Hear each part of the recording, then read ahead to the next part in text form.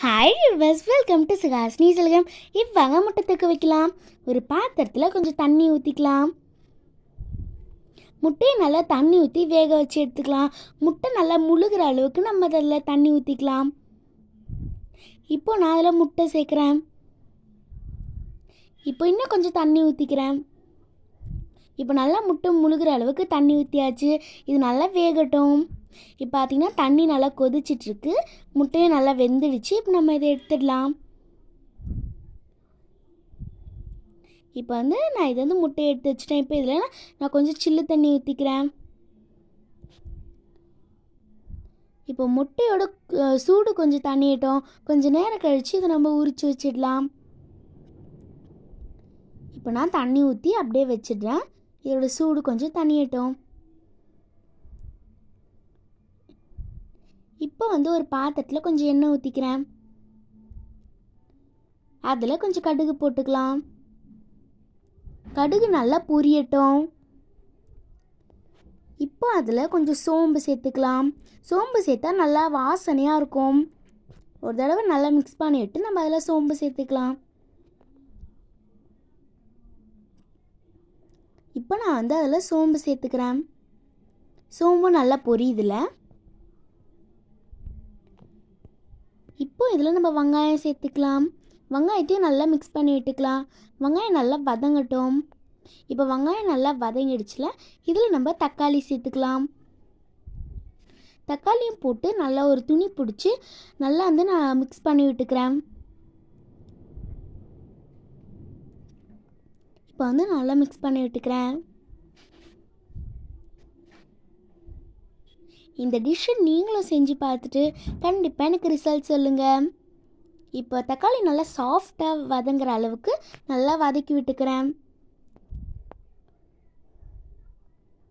இப்போ தக்காளி நல்லா வதங்கட்டும். அதுக்குள்ளே நம்ம முட்டை உரித்து எடுத்துடலாம்.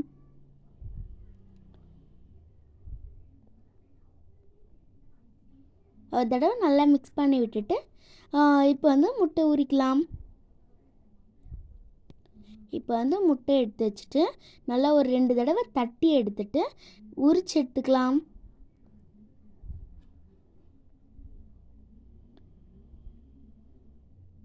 நல்லா நான் எல்லா ஓடியும் உரிச்சு எடுத்துடுறேன். இப்போ நம்ம ஓடு தனியாக முட்டை தனியாக உரிச்சு எடுத்துட்டோன்னே இதில் உப்பு சேர்த்துக்கலாம். மிளகாய் தூள் சேர்க்கலாம். அப்புறம் மஞ்சள் தூள் இது எல்லாத்தையும் சேர்த்துட்டு நல்லா மிக்ஸ் பண்ணி எடுத்துக்கலாம். இப்போ பார்த்திங்கன்னா நான் இதை நல்லா மிக்ஸ் பண்ணி விட்டுக்கிறேன். இப்போ நல்லா மசாலாவோடைய பச்சை வாடையெல்லாம் போடட்டும். உங்களுக்கு வேணால் நீங்கள் கரம் மசாலாவும் சேர்த்துக்கலாம். இப்போது மசாலாவோடைய பச்சை வாடை போயிட்டதுக்கப்புறம் இதில் கொஞ்சம் தண்ணி ஊற்றிக்கலாம். தண்ணி ஊற்றிட்டு நல்லா மிக்ஸ் பண்ணி வச்சிடலாம். இப்போ பார்த்திங்கன்னா தண்ணி நல்லா கொதிக்கட்டும். இதை பார்க்கவே சாப்பிடணும் போல் இருக்குல்ல. எனக்கு இப்போ சாப்பிடணும் போல தான் இருக்குது. ஆனால் முட்டை நம்ம ரெடி பண்ணிவிட்டு சாப்பிடலாம். இப்போ பார்த்திங்கன்னா நல்லா கொதிச்சிட்ருக்கு.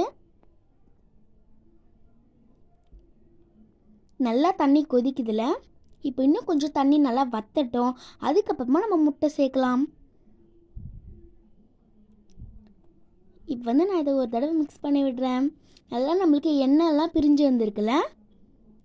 இப்போ மிக்ஸ் பண்ணி விட்டுட்டு ஒரு முட்டை எடுத்துகிட்டு நல்லா கீறி அதை போட்டுக்கலாம்.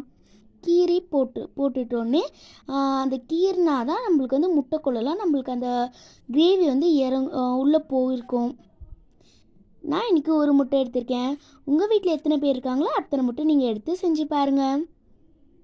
இது ரொம்ப ரொம்ப டேஸ்டியான கிரேவி. இப்போ நான் அந்த கீரில் விட்டுருந்தேன்ல, அந்த இடத்துக்குள்ளே எல்லாத்துக்குமே நான் அந்த கிரேவியை மேலே மேலே போடுறேன். இப்போ நல்லா மிக்ஸ் பண்ணி விட்டுக்கிறேன்.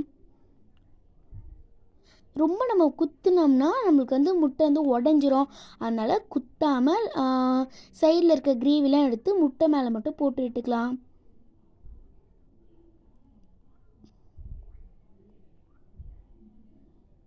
இல்லை முட்டை போட்டுட்டோன்னே கூட நீங்கள் கீறி விட்டுக்கலாம். இப்போ நல்லா நம்மளுடைய முட்டை கிரேவி ரெடி ஆகிட்டு இருக்குது.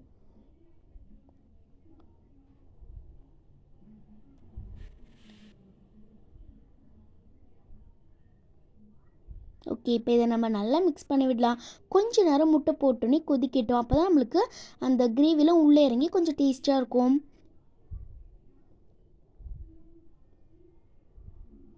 இப்போ வந்து நான் நல்லா மிக்ஸ் பண்ணி விட்டுட்டே இருக்கேன்.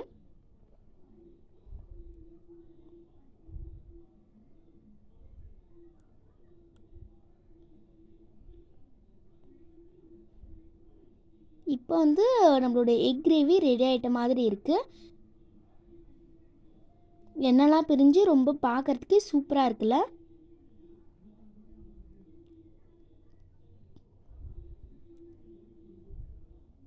இப்போ வந்து நான் இதை கொஞ்ச நேரம் அப்படியே வந்து அடுப்புலேயே விட்டுருக்கேன்.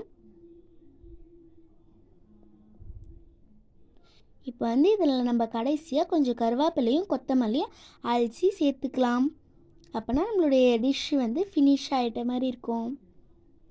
இப்போ வந்து நான் கொஞ்சம் கருவேப்பிலை சேர்த்துக்கிறேன், கொஞ்சம் கொத்தமல்லி சேர்த்துக்கிறேன். இப்போ நம்மளுடைய டிஷ் ஃபினிஷ் ஆயிடுச்சு. இப்போ இது சேர்த்தோன்னே நம்ம மிக்ஸ் பண்ணி விட தேவையில்லை. இப்போ வந்து நம்ம இதை சர்வ் பண்ணிடலாம். ஓகே, அவள் தான் இந்த வீடியோ முடிஞ்சிருச்சு. ஓகே, இந்த வீடியோ உங்களுக்கு பிடிச்சிருந்ததுன்னா லைக் பண்ணுங்கள், ஷேர் பண்ணுங்கள், கமெண்ட் பண்ணுங்கள்.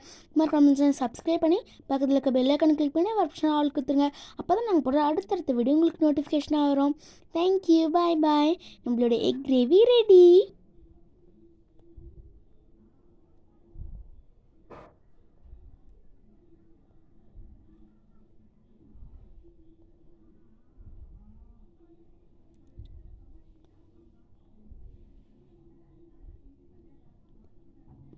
Bye bye.